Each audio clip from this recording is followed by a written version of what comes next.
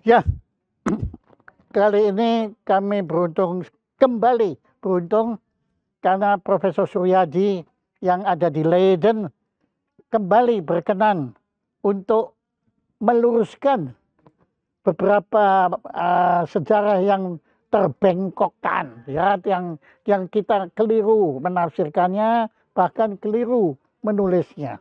Nah, hari ini kita akan fokus pada asal usul habis gelap terbitlah terang sebagai mahakarya Raden Ajeng Kartini. Ya, silakan Prof. Suryadi. Anda tolong beri pencerahan kepada kita mengenai apa sebenarnya asal usul habis gelap terbitlah terang. Silakan. Ya, terima kasih Pak Jaya untuk undangan ini, undangan yang kedua yang saya terima dari Jaya Suprana Show. Saya sangat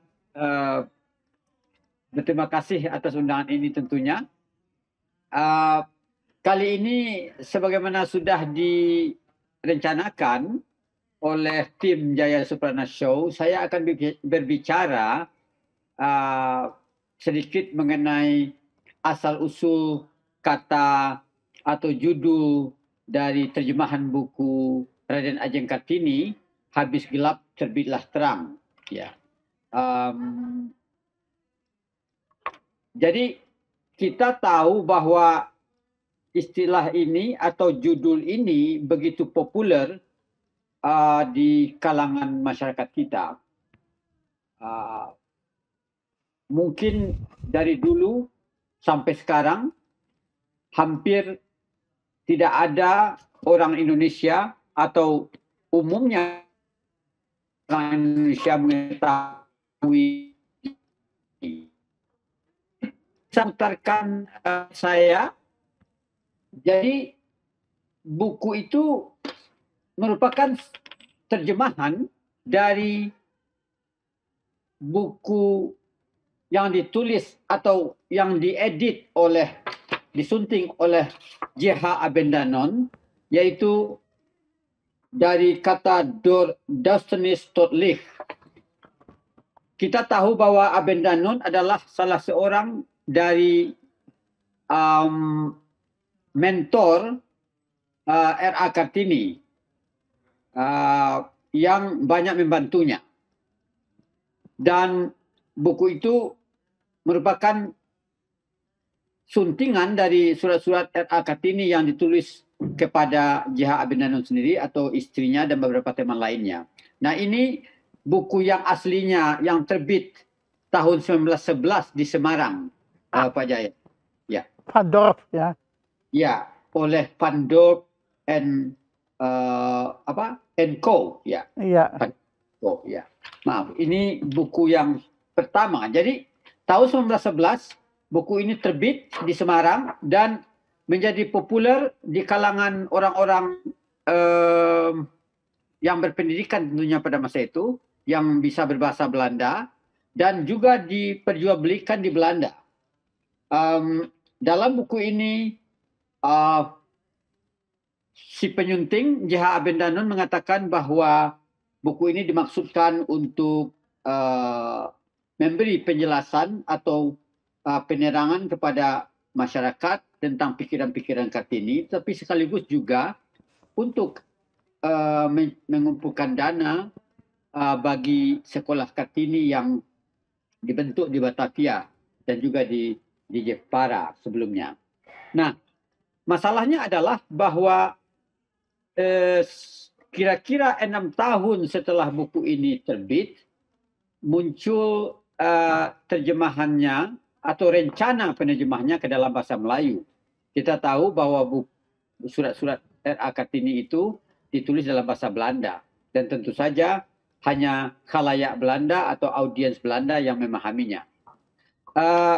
Sebelum itu, setelah buku ini terbit oleh Van Dorp and Co. di Semarang, banyak permintaan kepada Abendanon untuk menerjemahkan buku ini ke dalam bahasa lain, termasuk bahasa Perancis dan bahasa Inggris dan bahasa-bahasa lainnya, Pak Jaya. Nah, pada 1917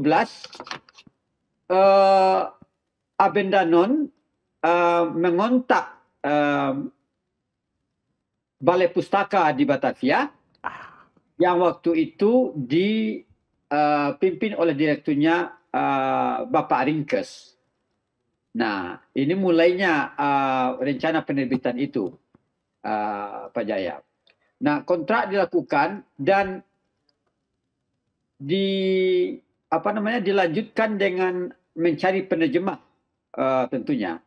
Dan akhirnya penerjemah diperoleh dan dalam terbitan yang terjadi kira-kira 5 tahun setelah kontrak itu, Pak Jaya, baru terbit terjemahan itu. Nah, inilah terjemahan pertama dengan judul Habis Gelap Terbitlah Terang, Buah Pikiran Raden Ajeng Kartini. Ini edisi yang asli, Pak Jaya. Wah. Saya pinjam dari perpustakaan ini. Yang tadi juga ini edisi yang asli ya, yang pertama. Ya, ini perpustakaan mana? Perpustakaan mana? Perpustakaan Universitas Leiden. Wah. Di sebelah sana, ya tidak jauh dari kantor saya. Lah, ini Anda boleh itu, Anda bawa boleh itu? Boleh, ya boleh. Ya, dengan izin barangkali karena saya adalah peneliti. Pengajar di sini. Iya, peneliti di sini. Nah, yang tertulis adalah 4 saudara tanpa menyebut siapa 4 saudara itu. Nah, ini masalahnya, Pak Jaya. Bertahun-tahun orang mencari nama itu tapi tidak jarang yang mengetahuinya siapa 4 saudara itu. Nah, banyak sejarawan kita, menurut saya, sejauh yang saya telusuri, juga tidak pernah mengungkapkan siapa 4 saudara ini. Buku ini terbit pada tahun 1922. Jadi kira-kira 5 tahun setelah kontrak pertama ditandatangani dengan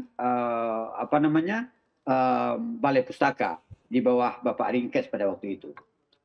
Nah, 4 saudara mengatakan bahwa buku ini diterjemahkannya karena permintaan dari Abendanon memang. Dan ini jelas latar belakangnya adalah supaya pikiran-pikiran Kartini yang diungkapkan dalam bahasa Belanda bisa diketahui pula oleh orang Melayu, orang-orang pribumi Indonesia pada masa itu. Jadi ini bertujuan selain juga untuk mendapatkan uang untuk menyokong sekolah Kartini, tapi juga dimaksudkan untuk memberi informasi kepada orang pribumi sendiri, terutama yang tidak bisa berbahasa Belanda tentunya mengenai pikiran-pikiran Kartini melalui surat-suratnya. Nah, ini yang asli yang terbit pada tahun 1922. Nah, bertahun-tahun seperti saya katakan, kita tidak tahu siapa 4 saudara itu. Nah, masalahnya adalah pada tahun 1938 terbit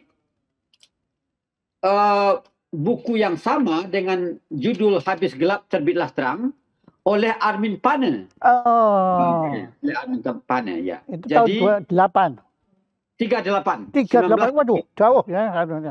Ya, jadi berarti 16 tahun. Berapa tahun? 16 tahun 16 ya. Tahun, ya. Ya, kurang lebih setelah edisi pertama oleh 4 saudara terbit.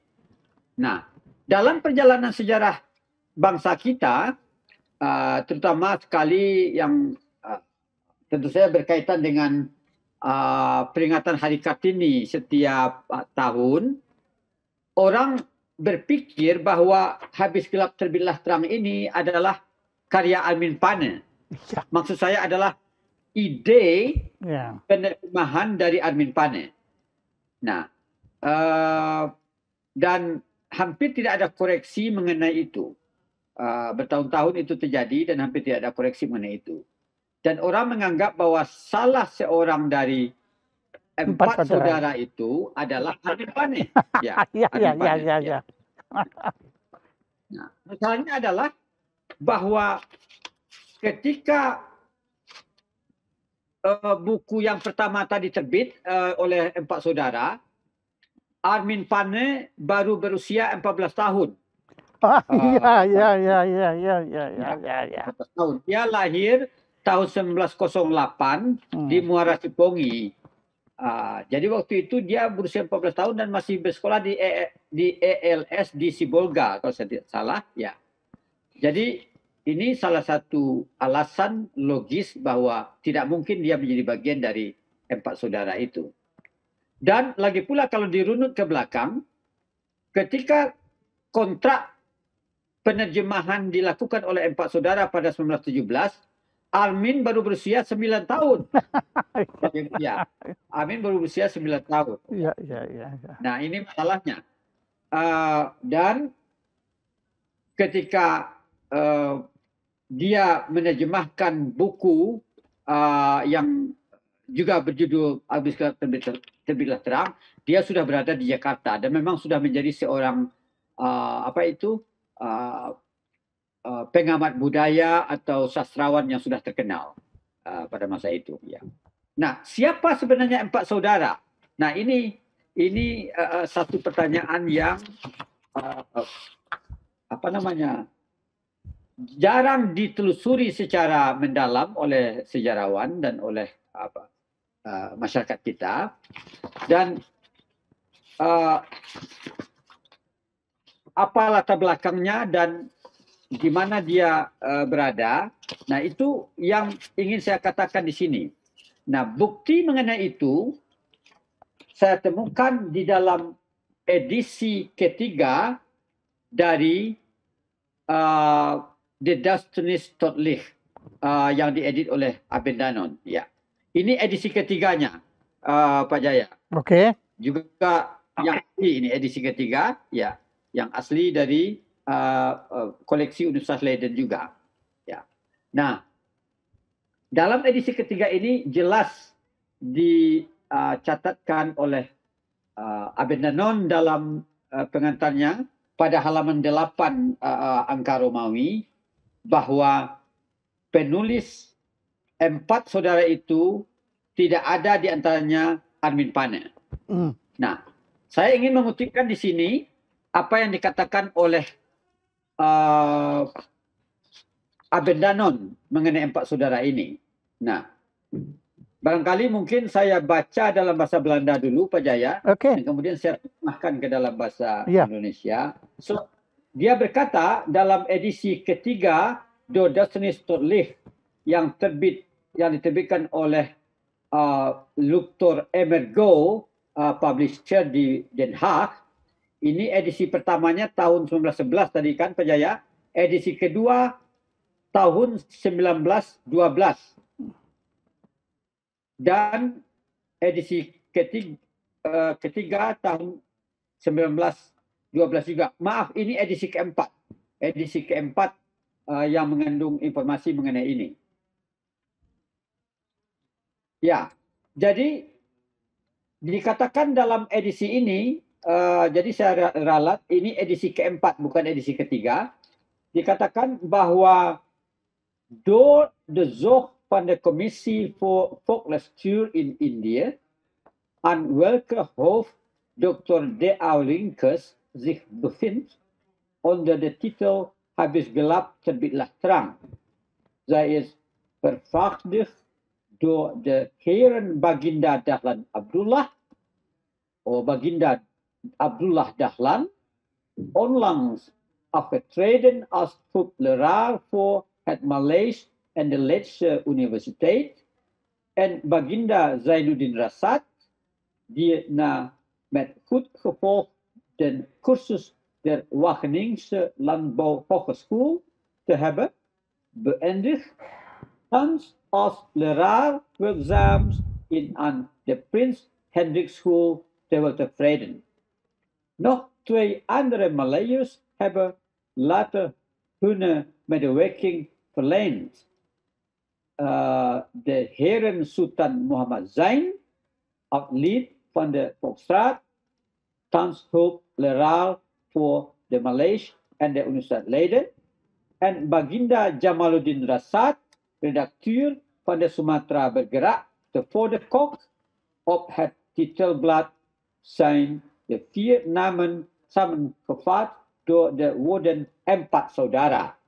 Nah, terjemahannya antara secara bebas begini. Melalui asuhan Balai Pustaka atau melalui perantaraan Balai Pustaka di Hindia Belanda yang diketuai oleh Dr. D.A. Ringkes, terbit terjemahan buku ini dengan judul Habis Gelap Terbitlah Terang. Terjemahan ini dikerjakan oleh Tuan Baginda Dahlan Abdullah yang baru saja mengundurkan diri sebagai asisten guru bahasa Melayu di Universitas Leiden, dan Baginda Zainuddin Rasat yang setelah berhasil menyelesaikan kuliahnya di Sekolah Tinggi Pertanian di Wageningen dan kini bekerja sebagai guru di Prince Hendrik School di Weltevreden di Batavia. 2 orang Melayu lainnya kemudian ikut bekerja sama, yaitu Tuan Sultan Muhammad Zain, mantan anggota Foksat, yang saat ini menjadi guru bantu bahasa Melayu di Universitas Leiden, dan Baginda Jamaluddin Rasat, editor Surat Kabar Sumatera Bergerak di For the Kok. Pada halaman judul keempat nama tersebut terangkum nama tulisan 4 saudara. Nah, jadi jelas sekali Pak Jaya, mereka 4 saudara itu adalah orang-orang ini. Ya. Nah, saya lanjutkan, boleh saya lanjutkan, Pak Jaya? Ya, silakan. Ya. Jadi siapa sebenarnya ke-4 saudara ini? Mereka adalah generasi pertama orang Minangkabau yang berasal dari Pariaman yang pergi bersekolah ke Belanda. Ya. Yang pertama jadi lebih dahulu ketimbang Bung Hatta, okay? Iya, lebih dahulu ketimbang Bung Hatta. Ya. Mereka adalah senior dari Bung Hatta. Yang pertama pergi adalah Jamaluddin Rasat. Ya. Dia bersekolah di Sekolah Pertanian di Wageningen. Sebenarnya sebelumnya di Deventer, kemudian dia bersekolah di Wageningen. Dia datang pada 1903 ke Belanda. Nah, kemudian disusul oleh adiknya Zainuddin Rasat yang kira-kira datang pada 1909 atau mungkin 11 ke Belanda. Nah, lalu datang Baginda Dahlan Abdullah yang datang pada 1913. Dahlan Abdullah adalah teman sekelas Tan Malaka di Quake School for the Kok di For the Kok di Bukit Tinggi sekarang. Dan mereka sama-sama pergi ke Belanda. Saya curiga bahwa baik Tan Malaka maupun Dahlan sebenarnya direkomendasi oleh gurunya Horensma yang begitu baik untuk belajar ke Belanda karena keduanya sangat pintar. Ya. Dan yang keempat adalah Sultan Muhammad Zain yang datang ke Belanda pada tahun 1922 untuk menggantikan posisi Dahlan Abdullah sebagai guru bahasa Melayu membantu Profesor Van Ronkel di Universitas Leiden. Sultan Muhammad Zain ini Pak Jaya adalah linguis kita yang pertama ya. Ya. Ingat kamu Sultan Muhammad Zain? Ya. Dan beliau ini adalah beliau adalah ayah dari mantan gubernur Sumatera Barat dan menteri di zaman Soeharto, Harun Zain. Ya. Harun Zain. Ya. Jadi beliau adalah ayah dari Harun Zain almarhum. Ya. Nah, keempat orang ini sebenarnya sekampung dan juga masih bersaudara. Nah, oleh sebab itu mereka menyebut nama 4 saudara. Ya, 4 saudara. Nah, inilah satu hal yang sebelum ini jarang dikemukakan, dan oleh sebab itu melalui acara ini, Jaya Suprana Show, saya ingin mengungkapkan dan mudah-mudahan bermanfaat bagi kita masyarakat Indonesia bahwa habis gelap terbitlah terang, kata-kata yang begitu manis ya, yang begitu memukau, yang tentu saja diciptakan dengan kemampuan literer yang tinggi Pak Jaya. Sebab Dordosni Totlich itu tidak otomatis bisa diterjemahkan menjadi habis gelap terbitlah terang. Bisa saja dari gelap menjadi terang, kan? Ya. Ini kata-kata yang begitu memukau dan melekat di pikiran dan mulut bangsa Indonesia sampai sekarang. Nah, jadi kita melihat dengan fenomena ini bahwa mungkin pada masa itu Pak Jaya soal apa namanya hak cipta ya, hak cipta satu buku misalnya itu mungkin belum diatur sedemikian rupa ya. Jadi misalnya kalau Pak Jaya menciptakan satu judul, kemudian saya pinjam atau saya kalau kasarnya plagiat dan saya ambil untuk buku saya, itu tidak ada sanksi apa-apa pada masa itu. Nah, masalahnya adalah karena penerjemahan awal buku yang terjemahan Empat Saudara ini memang tebal, masih tebal. Nah, dalam edisi Armin Pane itu dipertipis Pak Jaya. Abridged. Ya, ya. Dan memang waktu itu tahun 22 itu bahasa Melayunya masih kental dan huruf ejaannya pun masih ejaan Pan of Fashion. Nah, berbeda dengan ini yang Armin Pane yang jauh ini. Nah, dan belakangan memang karya Armin Pane ini yang sering dicetak ulang. Sejauh yang saya catat itu lebih dari berapa ya? Mungkin 20 kali ya cetak ulang versi Armin Pane ini, sehingga versi ini yang populer ya. Dengan judul yang sama. Habis gelap terbitlah terang. Tapi banyak masyarakat kita tidak tahu dari mana etimologi asal-usul siapa yang menciptakan kata habis gelap terbitlah terang yang memang sangat terang dan cemerlang itu yang menjadi buah bibir dan melekat dalam pikiran bangsa Indonesia.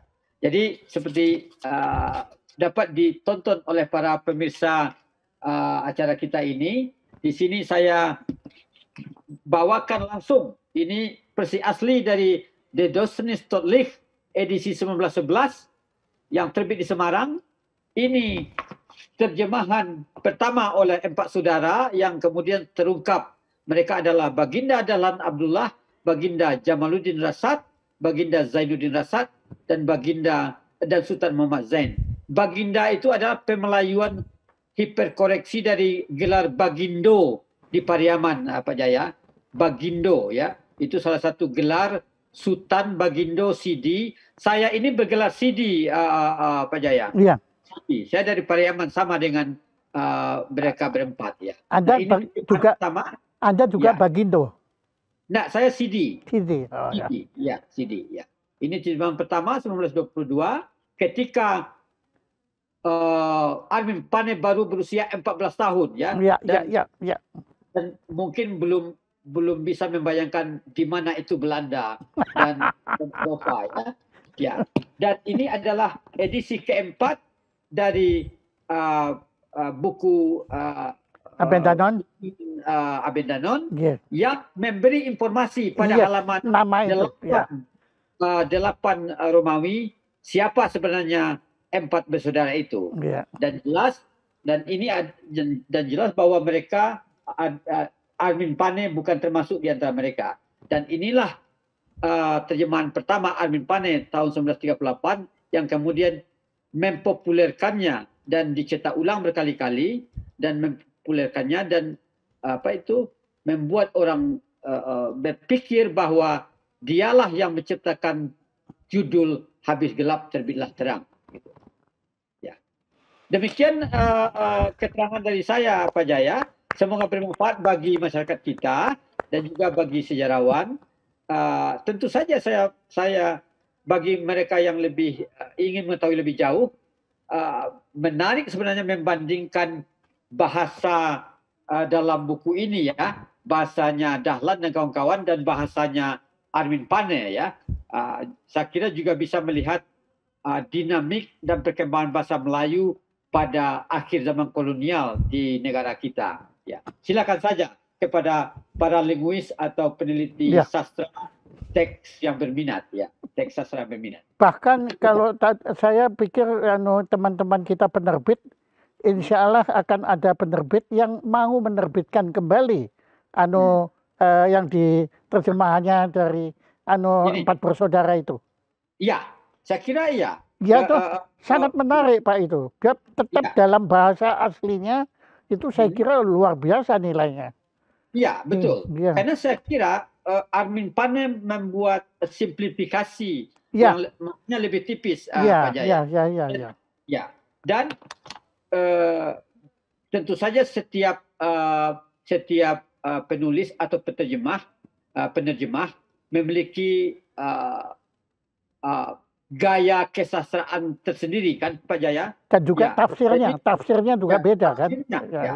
Ya. Dan barangkali menarik untuk memang menerbitkan lagi buku ini, setidaknya untuk mengingatkan bangsa kita siapa sebenarnya penerjemah atau pencipta empat bersaudara itu kan.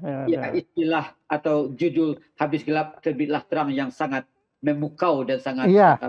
Tapi Prof. Suryanti, Anda siap ya? Nanti kalau ada penerbit yang berminat menghubungi Anda. Ya, saya siap Pak Jaya. Ya. Terima kasih. Moga-moga itu nanti akan menjadi penerbitan bersejarah, ya. Ya. Reborn, Iya. Betul. Ya. Tapi Prof, saya sangat terharu. Saya merasa Anda sangat-sangat serius dan sangat-sangat bersungguh-sungguh mempersiapkan pertemuan hari ini. Sampai Anda ya kalau saya bilang itu betulnya mencuri itu ya, diambil keluar dari itu kan bahaya sekali itu. Bisa hilang, waduh, kalau hilang kan habis kita Pak. Tapi Anda mengambil resiko itu, tapi saya yakin Anda orangnya sangat cermat itu ya. Dan cara Anda menjelaskannya juga menurut saya indah sekali. Ya, terima kasih Pak Jaya. Dan memang kebetulan kalau di Leiden ini adalah sumber timbunan dari sejarah kita ya Pak Jaya. Leiden University Library. Iya, tapi kan tidak semua orang bisa seperti Anda. Ya. Menurut saya Anda itu mencintai apa yang Anda lakukan. Ya. Betul nggak? Ya, betul Pak Jaya. Saya merasa bahwa negara kita ini hadir, muncul memang dengan proses sejarah yang panjang dan mengorbankan tenaga, pikiran dari semua orang, dari semua puak ya. Dan ini harus kita hargai. Negara ini adalah sampai hari ini masih ada orang Belanda yang tidak mengerti bagaimana sebuah kumpulan 17.000 pulau dengan 300 lebih etnik dengan karakter yang berbeda bisa bersatu. Ya. Kita masih belum mengerti, ada yang masih belum mengerti ya. Nah, oleh sebab itu saya ingin mengapungkan kembali pernik-pernik perjalanan sejarah bangsa kita itu yang semoga makin memperkuat kesatuan kita, Pak Jaya. Ya. Tadi bahasa Anda, bahasa pantun Melayu, mengapungkan pernik-pernik. Wah, itu adalah keren itu. Terima kasih. Itu nggak kalah sama Habis Gelap Terbitlah Terang itu. Iya, terima kasih Pak Jaya. Itu mengapungkan pernik-pernik. Ya Allah. Ya, saya mohon maaf, belakangan ini ada isu rendang babi itu, saya mohon maaf itu pada. Sebenarnya hal-hal yang kecil ya. Oleh karena itu sebagai bangsa, menurut saya memang karena perubahan politik atau keterbukaan, kita hidup dalam berbagai etnis dan memang harus menjaga hal-hal yang akan merusak harmoni hubungan kita bersaudara ya antar etnis ya. Tapi sayangnya ini kembali kepada kesadaran sejarah kan. Sayangnya orang-orang yang tidak menyadari bagaimana bangsa ini dibentuk dengan menyerahkan kerajaan ya, menyerahkan wilayah atau apa namanya support atau dukungan dari berbagai etnis, seyogianya hal-hal yang berpotensi untuk membuat kita apa namanya bertengkar itu dihindari. Iya, Itu apa menurut saya yang betul. ya ya. Menurut Prof, apakah di Leiden kira-kira ada nggak data-data mengenai sejarah rendang? Pasti ada Pasti dalam ada. dalam blog saya. Saya pernah menulis sejarah rumah makan Padang, Pak Ah, Jaya. Ya, iya, ya. iya, iya. Ya, nanti saya kirim linknya. Saya membayangkan kalau ada rumah makan Padang pada masa itu, hampir pasti ada rendang kan. Iya, pasti ya, itu di situ. Jadi saya menemukan satu iklan mengenai rumah makan Padang di Cirebon pada 1930-an. Lebih awal ya, 1930-an. Itu yang tertua yang saya temukan. Tapi kalau kita melihat perantauan orang Minang sudah lebih awal dari itu kan, ke Batavia dan lain sebagainya. Jadi kalau kita telusuri majalah-majalah lama atau koran-koran lama akan potensial akan ditemukan iklan mengenai rumah makan dan lain sebagainya. Jadi ini bisa disusun sebenarnya, bisa diketahui ya. Sebab dalam beberapa catatan mengenai ibadah haji pun orang Minang itu membawa rendang katanya untuk perjalanan yang jauh ya. Karena kan tahan lama Pak Jaya, Awet, tahan ya lama. awet ya. Itu kan seperti dendeng begitu kan? Ya, Ya dendeng. Ya. iya. Keju dan lain-lainnya itu. Ya, rendang Padang dan goreng belut. Belut kering. Ya. Belut. Ya. Belut. Ya. Belut. Itu salah satu makanan yang khas yang dibawa oleh pilgrims atau apa ini jemaah haji ke Mekah. Nah, dan hal ini menimbulkan salah pengertian di kalangan orang Arab, Pak Jaya. Mereka menganggap orang Melayu atau orang dari Nusantara ini memakan ular. Ya, ya. Ya. Sehingga seorang ulama asal Garut, asal Bogor, Syekh Al-Buguri namanya, terpaksa harus menulis sebuah kitab, dan kitab itu ada di Leiden, yang menjelaskan bahwa yang dimakan oleh bangsa kami, katanya, itu bukan ular. Itu adalah belut. Ikan. Yang enak sekali. Enak sekali. Ya, karena di padang pasir kan tidak ada belut. Iya. Mereka anggap itu ular. Gitu. Ya, nah, ini Bukan, hal lain. Waduh, ngobrol dengan Anda tuh senang sekali saya karena Anda terbuka itu loh, di situ. Oke, ya, Prof, saya ucapkan sungguh terima kasih sekali ya. Dan nanti tolong Anda kirimkan itu link-link apa yang bisa kita pelajari secara lebih mendalam. Di samping nanti saya akan sounding untuk tanya pada teman-teman saya, mungkin Gramedia ya akan mau nggak menerbitkan lagi Habis Gelap Terbitlah Terang versi originalnya, versi aslinya yang oleh 4 saudara itu ya gitu. Dulu diterbitkan Balai Pustaka ya. Balai Pustaka ya. Atau barangkali Balai Pustaka mau lagi Nah, menerbitkan. makanya bisa aja.